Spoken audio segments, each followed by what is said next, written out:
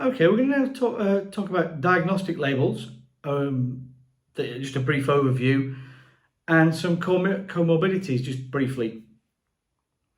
Now, many people who are neurodiverse have more than one condition. Many may just have one condition, but many have more than one.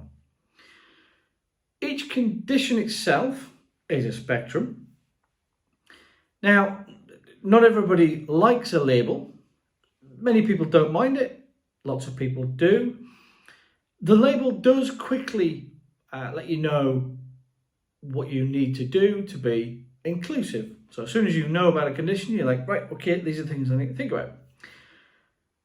No neurodiverse condition is correlated with intelligence. That's a key thing to remember.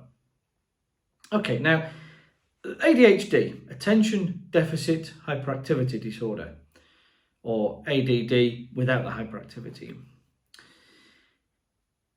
It is defined by impairing levels of inattention, disorganization, and it might be also they have the hyperactivity and impulsivity element, but not all do. Autism spectrum disorder or condition is an umbrella term which should include Asperger's and autism as a diagnosis. It's now known as autism spectrum disorder or condition. It's defined by difficulties in social communication and also difficulties with social interaction across multiple of contexts. Dyslexia is defined by an impairment in the ability to read, whether that be numbers or letters or both. Dyscalculia, that is defined by an impairment in the ability to do arithmetic, but the person can understand and read numbers and letters. That's key to remember. Dysgraphia is defined by an inability to write correctly. Again, not correlated to a person's intelligence. The person does comprehend what they are about to write. And dyspraxia, that is defined by an impairment in the ability to perform deliberate movements. But it's not caused by any defect in motor or sensory functions. That's quite key to remember. Now, moving on to the neurodivergent comorbidities.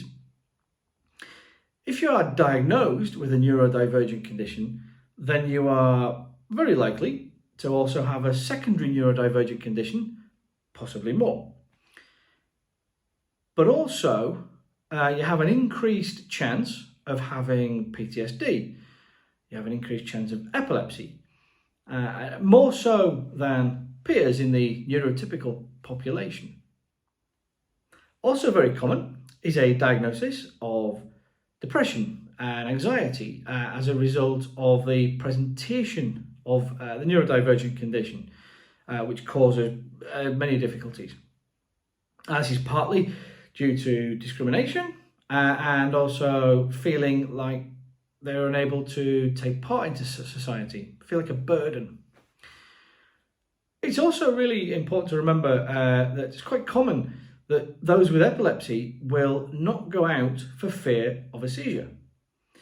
And those with autism and ADHD also find it difficult to leave the house, to enjoy a walk and daylight.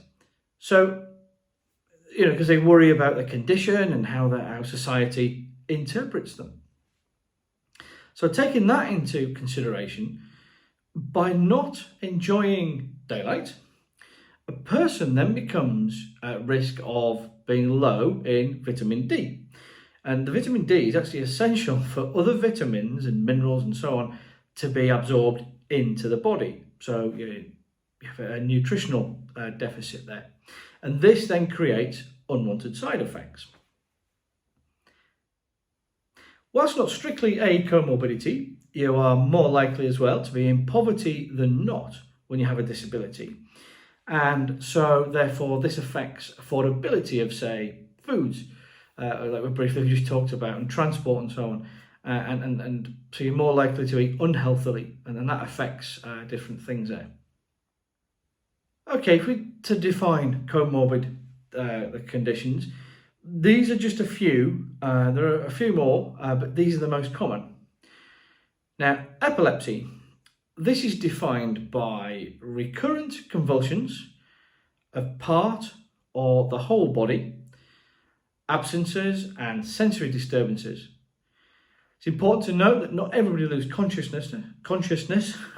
There are many different types of epilepsy. It comes from different parts of the brain, so there's no strict one type of epilepsy. PTSD, post-traumatic stress disorder. This is defined by persistence of flashbacks and also nightmares. They may have sensations of reliving that traumatic event, which is very distressing for them. Many neurodivergent people also have maybe tics, or either Tourette's syndrome or disorder.